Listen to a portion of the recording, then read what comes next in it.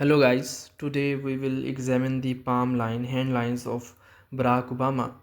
As you all know, Barack Obama served as a former president of United States.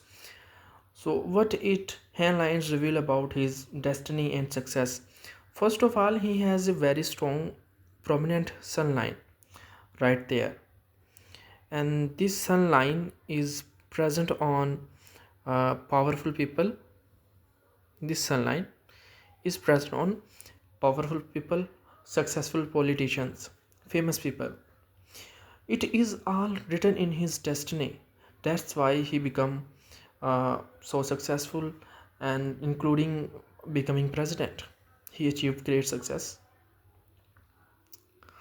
So, if you want to understand about your own line, your own destiny, you can consult me for expert insights. If you are interested in palm reading, hand reading, comment palmistry.